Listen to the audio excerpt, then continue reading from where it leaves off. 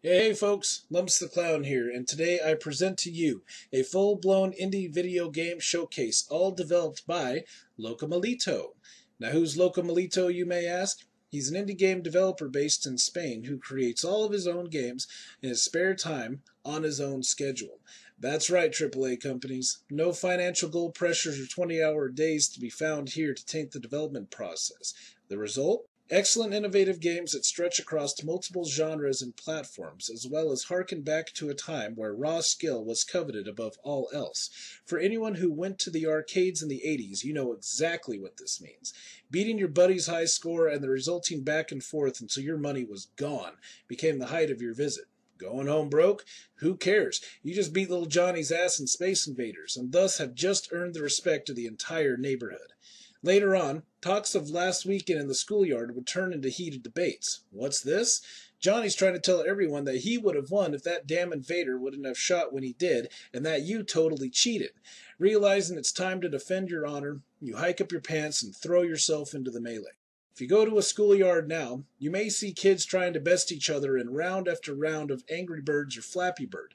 Though these games appeal to a vast and mobile audience, they lack the character and difficulties of 80s arcade games. Gone is the thrill of jumping into a game with little to no premise and just learning as you go. Today, a ton of games come with tutorials, in-game of course, and a marked lack of printed extras such as manuals or inserts. Growing up in the almighty era of arcades and Nintendo, nothing matched the thrill of opening a brand new game, pulling out the user manual, and reading it 1,000,000 times before you even start the game. Even though they were ambiguous at best, getting a glimpse of the in-game art and the excitement of perhaps finding a little nugget of info were the best part of pack-in manuals, not to mention that new game smell. That's just about the finest smell in the world. So maybe. And this is another reason why Locomalito is awesome. He provides extra content for all of his games. On each game's respective download screen, you'll find download links for manuals, posters, soundtracks, trading cards, case art, DVD art, and trailers. Eat that, lazy-ass mobile gaming. Let's see you create a printable manual you can hold in your hands. 80s kids rejoice. So now that I have your attention, let's go ahead and talk about the amazing games that Locomalito has developed.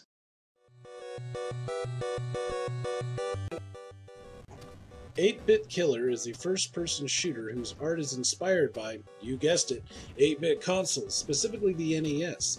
With a 32 by 32 pixel textures, a 64-color NES palette, and 1-bit sounds, 8-Bit Killer will take you back to the early id Software days when Wolfenstein 3D was king, minus the Nazis. Drawing inspiration from multiple sources, Locomalito has created a world where the last faction of humanity waged their final battle against the evil forces of the Master Brain.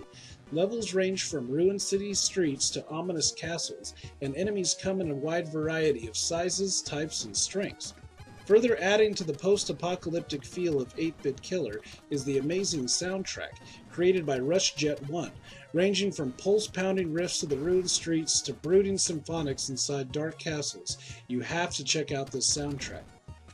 With hidden objects to find, 5 separate missions with 8 levels each, and 5 brutal boss fights, 8-Bit Killer will have you begging for more long after your lonely teen years-induced carpal tunnel has you tapping out. Utilizing the WASD control scheme in conjunction with the mouse, 8-Bit Killer is the perfect choice for those who are looking for a retro and unique spin on the FPS genre. Check it out. Moving on now.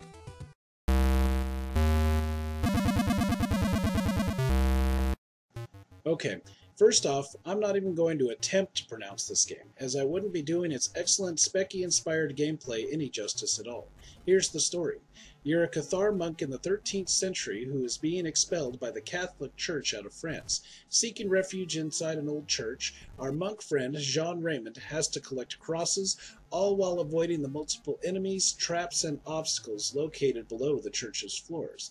Accompanied by an ominous soundtrack and excellent cover art by Locomalito's longtime friend, Grizor87, Abby will take you back to the days of the CX Spectrum's reign in the UK, where games like Jet Set Willy and Manic Miner were taking computer gamers by storm.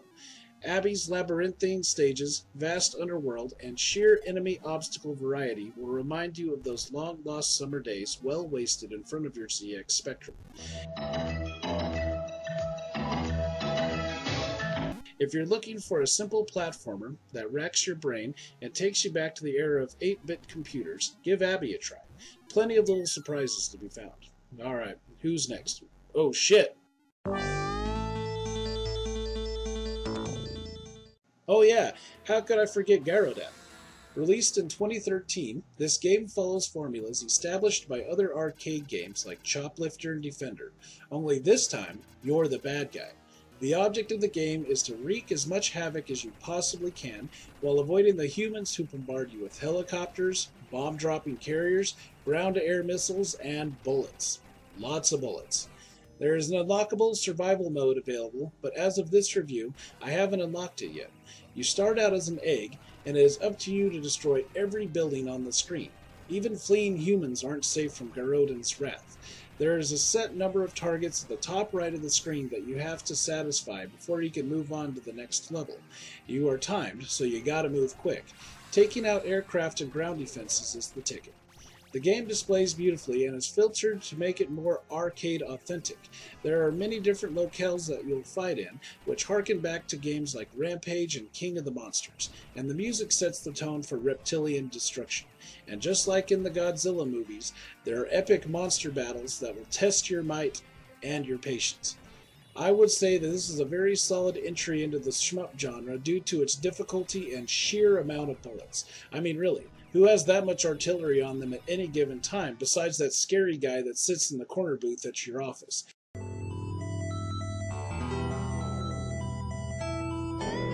As a longtime Ghosts and Goblins fan, I was completely excited to see that Locomalito had developed an excellent rendition of the formula. Released in 2012, with amazing music by Grisor87, Castilla is set in the Spanish kingdom of Castile in 1081. Castile has been ravaged by a wave of demons, and it is up to Don Ramiro and company to stop the slaughter. The graphics are charming, rendered on a limited palette, and displayed using a raster type effect to really drive home the arcade experience. In fact, there has even been an actual arcade cabinet created for Madita Castilla featured at Retro Madrid 2012. The game is gamepad friendly and works perfectly with my wired Xbox 360 controller. The environments range from harpy-filled dirt roads to ruined towns. Enemies are appropriately creepy, and my favorite part is the guillotine covered in the pile of bodies in Stage 1. Even better, headless corpses run around wildly and try to get Don to join their undead ranks. If you like your arcade experiences morbid and terrifying, I'd recommend checking out Madita Castilla. Its creepy graphics and music, tight controls, and enemy and environment variety are amazing, and it truly stands on its own. If you're a fan of Ghosts and Goblins, you owe it to yourself to check this one out. Game over? I think not. Continuing on with the arcade theme is 2012's Endless Forms Most Beautiful. What makes this game awesome is its simplicity combined with fast-paced action. The object of the game is to pick up the flashy little creatures on each level while avoiding enemies and bombs. There's also bonus items that appear from time to time, some of which grant you invincibility. If you run completely to the right, you'll descend one level, and if you go completely left, you'll go up. This is very useful for avoiding enemies and projectiles on the fly, and savvy players may even be able to use this technique to their advantage. The music and action speeds up as you get towards the last few imps, and definitely does its job raising your blood pressure. Different play modes include 1-player, 2-player, and Versa. Endless Forms Most Beautiful was also featured on the UK site Retro Gamer CD and garnered a ton of positive reviews. If you appreciate old school arcade games, this one's for you. What the hell is that? It's coming from planet Verma Nest.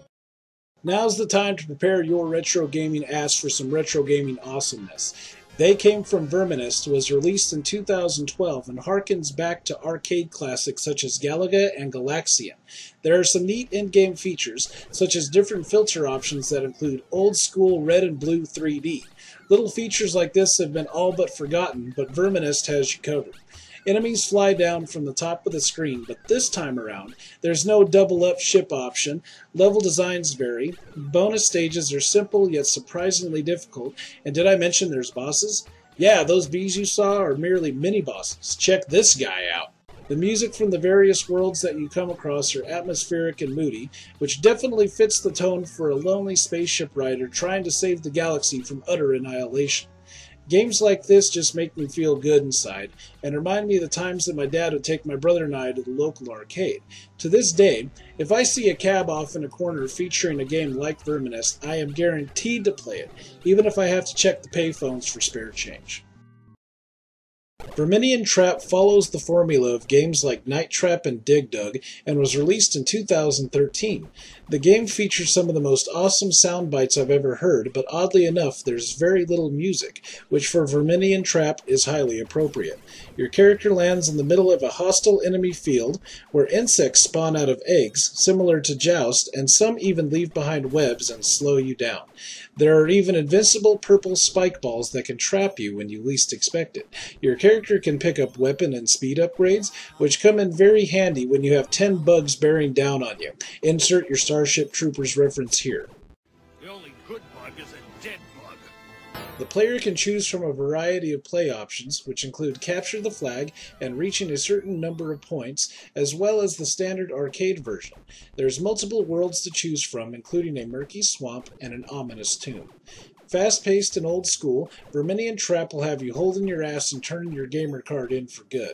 I'd recommend this game to anyone who's a fan of games like Dig Dug, Joust, or any epic action shooter arcade game. You won't regret it.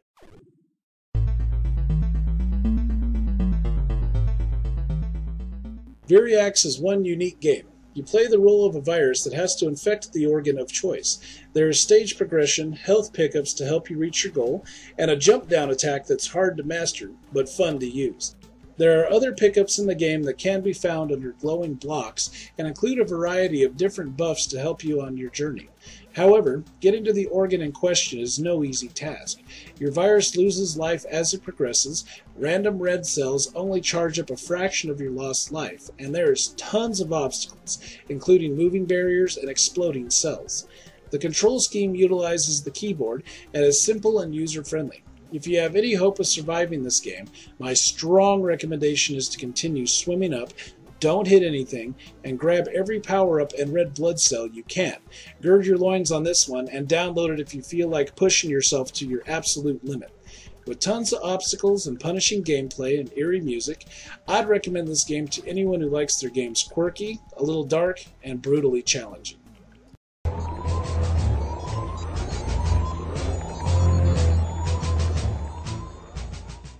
Ah, the mighty Dora. Prepare your anus for some shmup brutality. Released in 2010, Dora is Locomalito's answer to the age-old question. So you think you're good at shmups?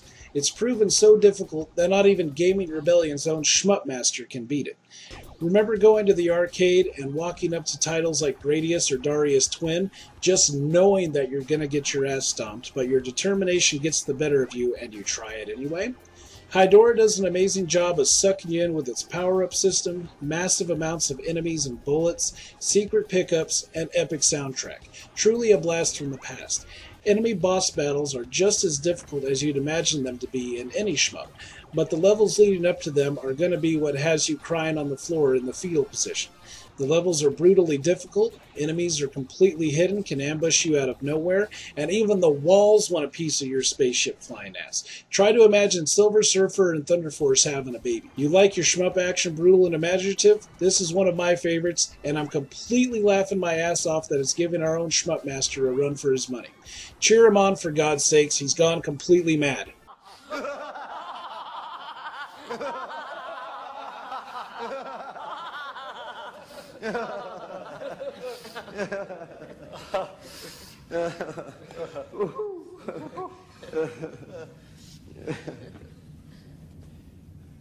Locomalito has also released a smattering of minigames, such as Red Spheres, Maniac Arax, Blockanoid, Gult Ultimatum, Super Ninja Julia, and my personal favorite, Game Jam.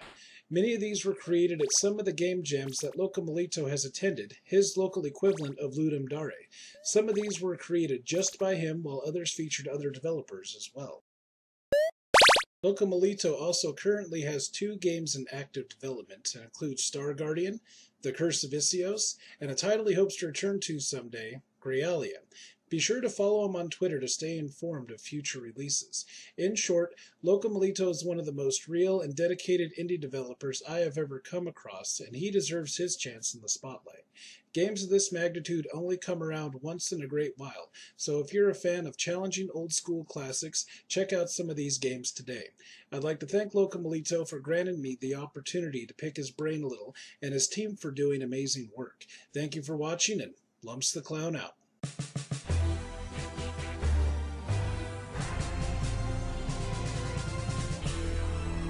Game over.